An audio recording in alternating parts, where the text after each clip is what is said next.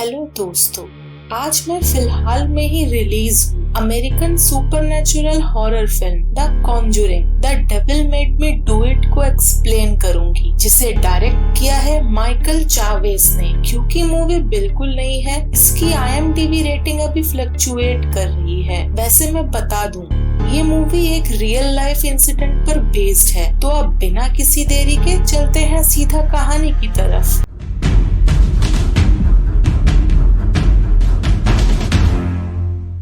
कहानी शुरू होती है जुलाई 18, 1981 से, जहां Lorraine and Ed Warren Glatzel house में एक्सॉर्सिज्म ऑफ डेविड ग्लैडजेल को डॉक्यूमेंट करने आए थे, जिसे फादर गॉर्डन परफॉर्म करने वाले थे। डेविड एक 8 साल का बच्चा था जो कि किसी डीमन के वजह से पोजेस था। यहाँ हमें अदर ग्लैडजेल फैमिली मेंबर्स को भी दिखाया जाता है। Father and mother of David, his sister Debbie and Debbie's boyfriend Arne, जो कि डेविड को बहुत पसंद करता था। थोड़ी देर बाद डेविड को अजीब सी आवाजें सुनाई देती है और वो बाथरूम में जाके छुपता है, जहाँ पहले तो उसे डीमन का हाथ नजर आता है और बाद में उस पर ब्लड शावर होता है। डेविड डर के चिल्लाने लगता है और उसकी आवाज सुन के सब वहाँ आते हैं, पर डेविड पोजेस्ड हालत में अपने ही फादर को स्टैब करता है। इसलिए एड डेविड को उठा के नीचे ले जाने लगता है, पर डीमन अपने आप को रोकने के लिए अपने नाखूनों से बॉल पर निशान बनाता है।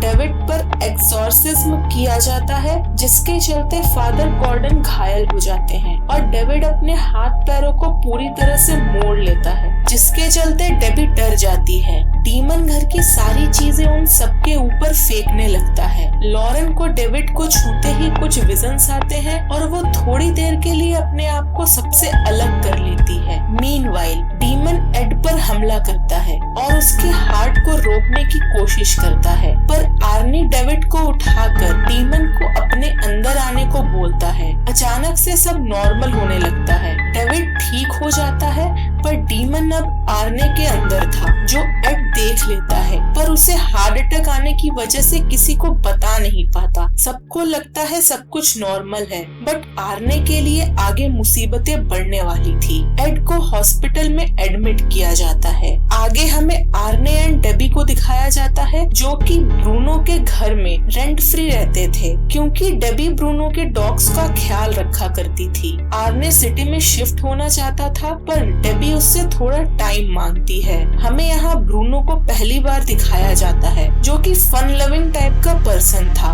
यहाँ आर्ने को कुछ आवाजें सुनाई देने लगती है और उसे एक औरत भी बार बार दिखती थी। मीनवाइल लॉरेन एड का हॉस्पिटल में ध्यान रखती है और अपने और एड के फर्स्ट मीटिंग की स्टोरी फादर गॉर्डन को सुनाती है। आर्ने ग्लैडजेल हाउस में एक पेड़ काटते हुए उसी औरत को विंडो पर देखता है, जिसके चलते उससे एक्स मशीन गिर जाता है और एक बहुत बड़ा एक्सीडेंट होते हुए बचता है। आर्ने घर वापस आता है, जहाँ ब्रूनो उसे बियर ऑफर करता है और डांस करने को कहता है, पर आर्ने अपने स्टेबल माइंड में नहीं था। ब्रूनो और डेबी डांस करते हैं, पर आर्ने को ब्रूनो में डीमन दिखता है और वो डेबी को लेके भागने लगता है। मीनवाइल एड को होश आता है और वो लॉरेन को आर्ने के पोजीशन के बारे में इन्फॉर्म करता है। लॉरेन डेबी को फोन करती है, पर कोई फोन ना उठाने के चलते वो पुलिस को इन्फॉर्म करती है, पर तब तक बहुत देर हो चुकी थी।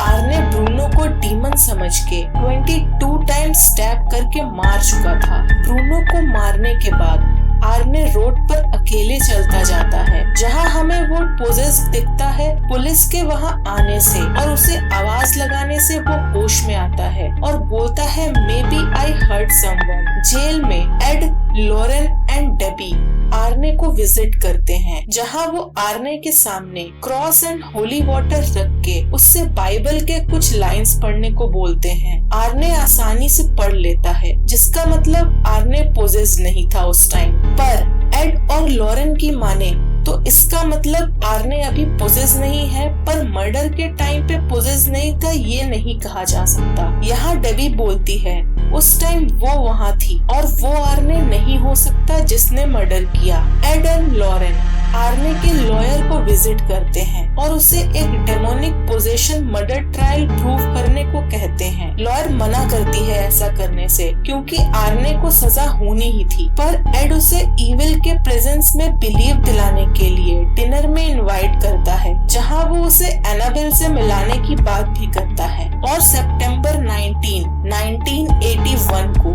आर्ने का case first American murder trial to claim demonic possession declare होता है, जिसके बाद लॉरेन को लगता है आर्ने मर्डर होने तक ही पोजेस था, अब नहीं है, मतलब कुछ तो है जो अलग है। इसलिए लॉरेन एंड एड दोबारा से डेविड्स ओरिजिनल पोजेशन को इन्वेस्टिगेट करते हैं। कहानी अब 5 मंथ्स बैक जाती है, जब ग्लैडसेल फैमिली टाउन में न्यू शिफ्ट हुए थे। शिफ्टिंग के टाइम डेविड को एक वाटर बेड मिलता है जिस पर वो खेलने लगता है, पर अचानक से उस बेड में से एक हाथ निकलता है और उसे अंदर खींचने की कोशिश करता है, पर सही टाइम पर सब आके उसे बचाते हैं। कहानी प्रेजेंट में आती है, जहां एड एंड लॉरेन ग्लैडसेल हाउस में इन्वेस्टिगेट करने पहुंचते हैं और उन्हें उस वाटर बेड के वजह से डैमेज्ड फ्लोर मिलता है, जो एड क्लेम करता है कि ये पानी की वजह से नहीं हो सकता। डेबी उन्हें हाउस के बेसमेंट में ले जाती है, जहां लॉरेन को एक विच टोटेम मिलता है, जिसके बाद लॉरेन इन सब चीजों को जो भी हुआ था एक कर्ज बताती है जो किसी ने इस फैमिली पर किया था, पर क्वेश्चन था किसने और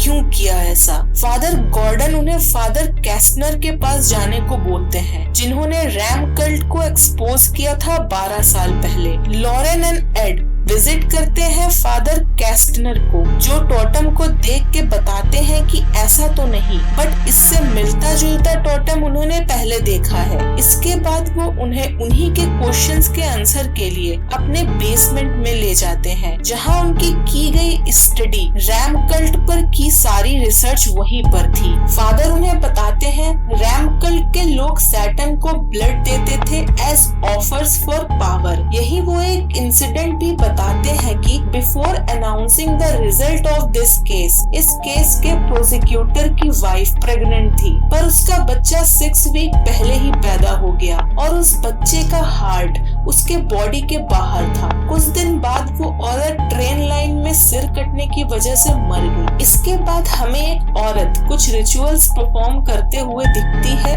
आर्ने के फोटो के साथ, जिसके बाद आर्ने को एक घोस्टली फिगर हॉन्ट करती है। नेक्स्ट मॉर्निंग ड्रू का कॉल आता है वॉरेंस को एक सेम इसी टाइप के केस के लिए। वॉरेंस डेनवर मैसाचुसेट्स विजिट करते हैं for case of Katie's death, जिसे 22 टाइम्स स्टैब करके मारा गया था, and detectives had found a totem at the house of Katie's friend Jessica, जो कि मिसिंग थी। डिटेक्टिव को वॉरेंस पर भरोसा नहीं था, पर लॉरेन उसे बोलती है मैं वो देख सकती हूँ जो कोई नहीं देख सकता। उनके टेस्ट के लिए डिटेक्टिव 3 मर्डर वेपन्स उनके सामने रखता है, जिसमें से लॉरेन सही मर्डर वेपन पहचान लेती है। डिटेक्टिव केस फाइल देने को रेडी हो जाता है जेसिका को ढूंढ निकालने के बदले। ऑफिसर वॉरेंस को मर्डर प्लेस पर ले जाता है, जहां लॉरेन को विजन आता है जिसमें केटी एंड जेसिका दोनों जंगल में आए थे। जेसिका ने केटी को एक ब्रेसलेट दिया था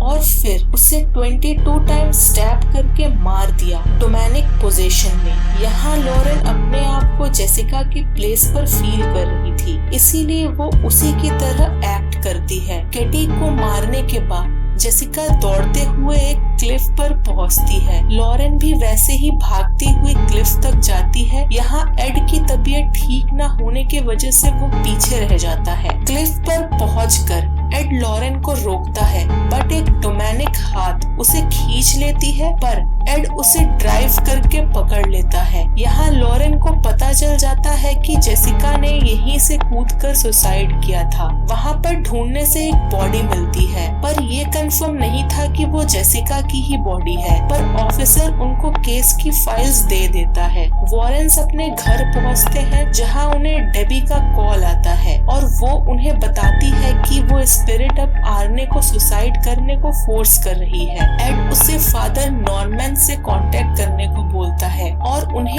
आर्ने को 24 आवर्स सुसाइड वॉच पर रखने को बोलने को बोलता है, पर बीच में फोन लाइन डिस्कनेक्ट हो जाता है। In prison Father Newman Arne को होली वाटर देते हैं, जिससे आर्ने अपने चारों तरफ सर्कल बनाकर अपने को प्रोटेक्ट करता है। Meanwhile Warrens funeral home visit करते हैं, जहां लॉरेन जेसिका के बॉडी के थ्रू अकल्टिस्ट के लोकेशन पर पहुंचती है, जहां वो लेडी रिचुअल परफॉर्म कर रही थी आर्ने के पिक के साथ। लॉरेन उसे रोकती है और उसका कंसंट्रेशन टूट जाता है। प्रिजन में आर्ने होली वाटर के बोतल से सुसाइड करने की कोशिश करता है, पर उस लेडी के कंसंट्रेशन टूटने के वजह से वो बच जाता है। वो लेडी लॉरेन से पूछती है, तुमने ऐसा कैसे किया? लॉरेन उसे बताती है गॉड ने उसे ये पावर दिया है, पर लॉरेन के वहाँ जाने से दोनों वर्ल्ड के कनेक्शन खुल गए थे, जिसकी वजह से वो लेडी मॉर्ग में एक बॉडी को पोजेस करके लॉरेन पर हमला करवाती है, पर एड टाइम रहते लॉरेन का कनेक्शन तोड़ देता है, जिससे वो बॉडी भी नीचे गिर जाती है। वॉरेंस के घर पर ड्रू एंड डेबी आते हैं, जहाँ ड्रू एक बुक डिस्कवर करता है जिससे चर्च विचक्राफ्ट को रोकने के लिए यूज किया करता था। उससे उन्हें पता चलता है कि कर्स को पूरा करने के लिए एक मर्डर और एक सुसाइड होना जरूरी है। डेबी बोलती है कि उस औरत ने लॉरेन को देख लिया है, मे बी अब वो रुक जाए, बट लॉरेन बताती है कि एक बार कर्स स्टार्ट हो गया तो उसे कंप्लीट करना जरूरी है। इसमें उस औरत की सोल दांव पर लगी है। लॉरेन अपने विजन को याद करते हुए लोकेशन ऑफ लेडी का पता लगाने की कोशिश करती है, जहां उसे ट्रेन की आवाज सुनाई दी थी, water dropping from the ceiling and cold feel हुआ था। अचानक से एड बेहोश हो जाता है और जब उसे होश आता है तो उसे अपने घर पर कोई नहीं दिखता एक्सेप्ट वो अकल्टिस्ट लेडी के। वो यह बोलकर गायब हो जाती है कि तुम लोग बहुत क्लोज हो। अचानक से मॉर्ग वाली पोजेस्ड बॉडी एड पर हमला करती है। एड उसे क्रॉस से रोकता है और उसे स्टैब करने ही वाला होता है, पर ड्रू उसे रोक लेता है। एड होश में आता है और रियल में एड लॉरेन को स्टैब करने वाला था। एड समझ जाता है कि अकल्टिस्ट लेडी का नेक्स्ट टारगेट वही है। वो अपने घर में कुछ ढूंढने लगता है। लॉरेन ऑफिस में एक मुरझाए हुए फ्लावर एंड पॉट को नोटिस करती है। एड के हाथों से पॉट गिर के टूटता है और उन्हें वही टोटेम मिलता है उनके घर पर। मींस एड भी पोजेस्ड होने वाला था। लॉरेन उस बुक को लेकर फादर कैस्टनर के पास जाती है। Ed and Drew case file को इन्वेस्टिगेट करते हैं और डेबी फादर न्यूमैन के साथ आर्ने के पास जाती है। लॉरेन को फादर कैस्टनर उस बुक को ट्रांसलेट करके बताते हैं कि curse needs 3 victims to be complete. First child, second lover and third man of God. यहाँ चाइल्ड जेसिका थी, लवर आर्ने था और मैन ऑफ गॉड एड था। मीनवाइल एड को फाइल से पता चल जाता है अकल्टिस्ट के लोकेशन के बारे में और वो ड्रू को पुलिस को कॉल करके उस एड्रेस पर पहुँचने को कहता है और जल्दबाजी में अपना पिल्स घर पर ही भूल जाता है और लोकेशन की तरफ निकल जाता है। मीनवाइल फादर कैस्टनर लॉरेन को एक सीक्रेट रिवील करते हैं कि उनकी एक बेटी है इस्ला, जिसे उसने सीक्रेटली रेज किया and during his research for Ram cult Isla का फैसिनेशन अकल्ट के बारे में बढ़ता गया और वो अकल्टिस्ट बन गई और ये वही लेडी थी जो ये सब कर रही थी। फादर को ये सब पहले से ही पता था, पर वो अपने बेटी से मिलने के लिए वॉरेन से सच छुपा रहे थे। पर अचानक से इस्ला वहाँ आ जाती है। फादर लॉरेन को टनल का एक्सेस देते हैं जहाँ इस्ला ने ऑल्टर को छुपाया था। इस्ला फादर कैस्टनर को मार देती है और लॉरेन इस चीज को फील करती है। जल्द ही लॉरेन ऑल्टर को ढूंढ लेती है और उसे डिस्ट्रॉय करने की कोशिश करती है, पर इस्ला वहाँ आके उसे रोकती है। लॉरेन उससे बच के भागती है, पर इस्ला उसे उसी का फ्यूचर वर्जन दिखाती है। मीनवाइल एड वहाँ पहुँचता है और एक ड्रेन होल पोल के जरिए टनल में पहुंचता है विद अ हैमर, जहां इसला उसे पोजेस कर लेती है by throwing something on his eyes और एड लॉरेन को मारने लगता है एज वो भी कर्स का एक विक्टिम था। मीनवाइल प्रिजन में आर्ने पर फादर न्यूमैन एक्सॉर्सिज्म परफॉर्म करते हैं, पर आर्ने अपने आप को हवा में लेविटेट करते हुए सुसाइड करने लगता है। दूसरी तरफ टनल में लॉरेन एड को अपनी फर्स्ट मीटिंग याद दिलाती है और एड पोजीशन से निकलकर ऑल्टर को हैमर से तोड़ देता है, जिससे एल्सा को सैटर्न अपने साथ ले जाता है क्योंकि सैटर्न को एक सोल चाहिए थी और कर्स पूरा नहीं हो पाने के वजह से सैटर्न इसला को ले जाता है। आर्ने भी पोजीशन से बाहर निकल जाता है। टनल से बाहर निकलते ही एड सफोकेट होने लगता है और उसके पास पिल्स भी नहीं थे, पर लॉरेन अपने लॉकेट से पिल निकालकर एड को देती है एज वो उसकी बहुत फिक्र करती थी। एंड में एड अपने आर्टिफैक्ट्स में कप फ्रॉम द ऑल्टर को प्लेस करता है। आर्ने को सिर्फ चार्ज ऑफ मैनस्लॉटर की वजह से 5 साल जेल होती है। प्रिजन में ही वो डेबी से शादी करता है and they are still married to this day. Ed Lorraine को रेप्लिका ऑफ द गजीबो दिखाता है जहां वो फर्स्ट टाइम मिले थे और लास्ट में हमें रियल वॉरेंस को एंड टेप रिकॉर्डिंग सुनाए जाते हैं इस केस से रिलेटेड और मूवी यही खत्म हो जाती है। मेरे हिसाब से ये मूवी अच्छी है फॉर वन टाइम वॉच। मैंने तो एंजॉय किया इसे। वीडियो को लाइक करिए, कमेंट करिए वीडियो कैसी लगी और चैनल को सब्सक्राइब करिए। मिलते हैं अगले वीडियो में, तब तक के लिए बाय बाय।